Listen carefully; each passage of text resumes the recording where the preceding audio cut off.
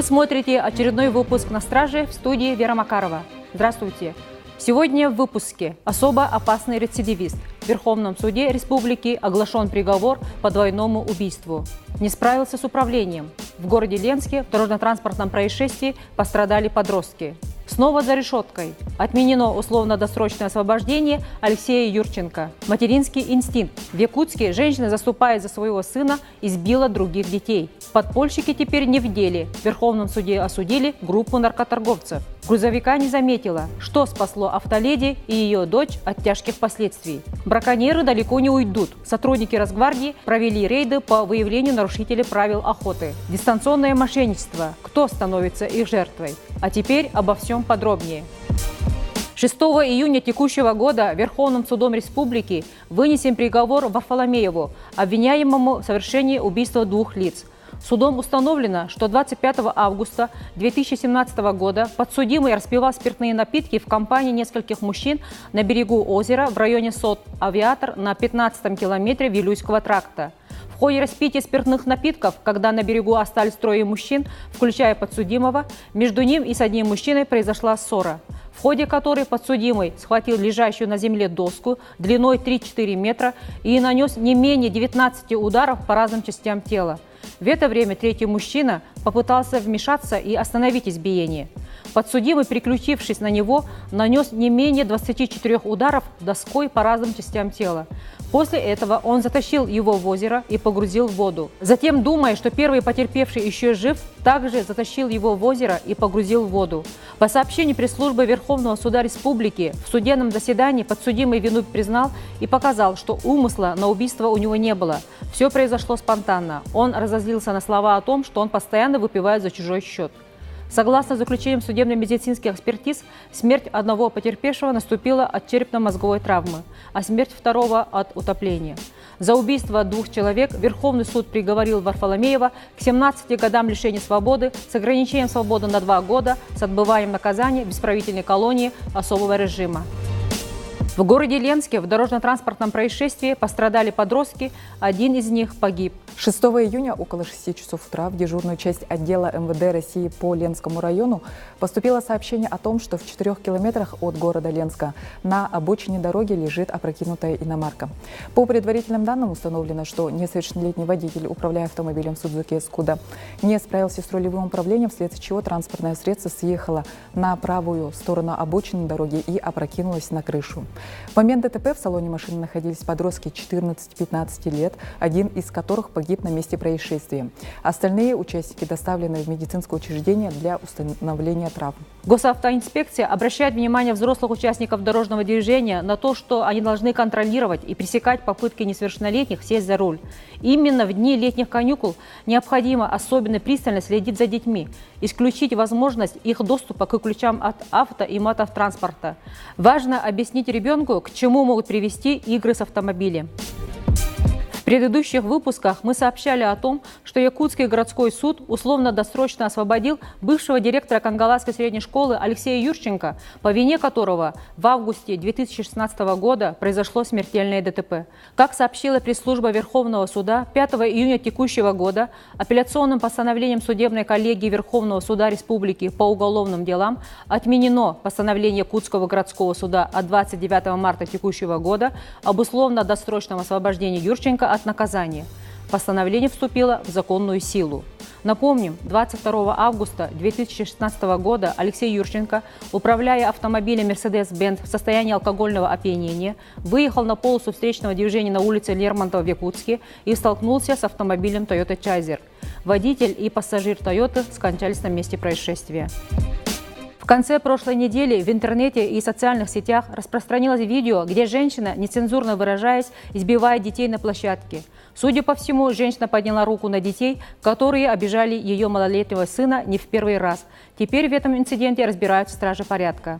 3 июня в отдел полиции номер 2 МУ МВД России Якутская обратилась мать 8-летнего мальчика с жалобой на действия жительницы города Якутск, которая нанесла телесные повреждения ее несовершеннолетнему сыну. Заявление законного представителя несовершеннолетнего зарегистрировано. Проводится процессуальная проверка, по итогам которой будут приняты соответствующие решения. В рамках проверки несовершеннолетний направлен на медицинское обследование. Как стало известно, заявления в полицию поступили с обеих сторон.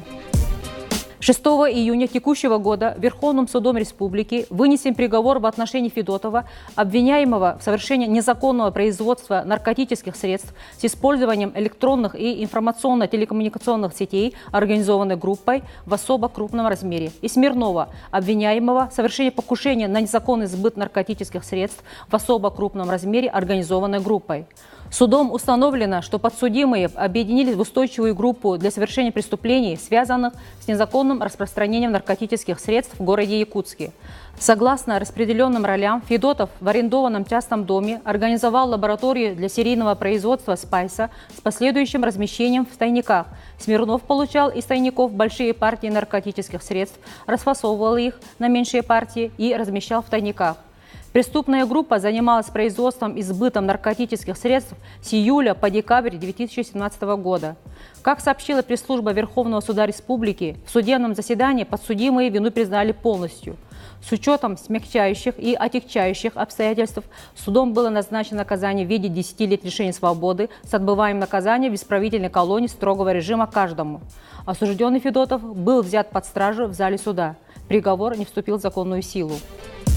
Днем 4 июня в Алданском районе на автомобильной дороге Лена произошло столкновение легкового автомобиля и большегруза. 4 июня в половине 2 часов дня в Алданском районе на 795-м километре автомобильной дороги Лена произошло столкновение легковушки и большегруза. По прибытию нарядов ДПС было установлено, что 27-летняя женщина, управляя автомобилем Toyota Probox, не выдержала безопасную скорость движения и дистанцию до впереди следовавшего грузовика Хова и совершила с ним столкновение. В результате дорожно-транспортного происшествия различные травмы получила сама автоледи и ее 9-летняя дочь. Причину автоаварии автомобилистка пояснила, что во время движения не заметила грузовик из-за образовавшейся на дороге столба пыли. Оба водителя были трезвы. По информации госавтоинспекции, причиной большинства дорожно-транспортных происшествий становится неправильно выбранная скорость. Обнаружив на дороге препятствие, водитель попросту не успевает затормозить. Чтобы обезопасить себя, необходимо выбирать оптимальную с учетом дорожных и климатических условий скорость движения. Если видимость ограничена дорожной пылью, строго выдерживайте необходимый безопасный интервал. На территории Хангаласского района инспекторским составом Центра лицензионно-разрешительной работы Управления Росгвардии совместно с государственными инспекторами Министерства охраны природы проведено оперативно-профилактическое рейдовое мероприятие, в ходе которого проверено более 60 граждан. За нарушение правил хранения, ношения и транспортировки огнестрельного оружия составлено 9 административных протоколов, в том числе 2 за нарушение правил охоты. Изъято 13 единиц гладкоствольного оружия, из них 1 незарегистрированное. Со всеми проверенными гражданами проведены профилактические беседы. За 5 месяцев текущего года на территории города Якутска зарегистрировано 139 фактов мошенничества дистанционным способом. Обманутые граждане попались на уловки мошенников, которые представлялись сотрудниками различных банков и предлагали помощь в разблокировке банковских карт, а также сообщали о несанкционированном доступе к их банковским картам. Доверчивые граждане диктовали неизвестным людям реквизиты своих банковских карт и коды подтверждения, что впоследствии привело к краже денежных средств со счетов. Довольно часто жертвами мошенников становятся граждане, подавшие объявление в сети интернет о продаже сотовых телефонов, ноутбуков и иной техники. Злоумышленники под видом покупателей разговаривают с продавцами и, изъявив желание приобрести товар, отправляют сообщение в виде скриншота, якобы подтверждающего произведенную банковскую операцию.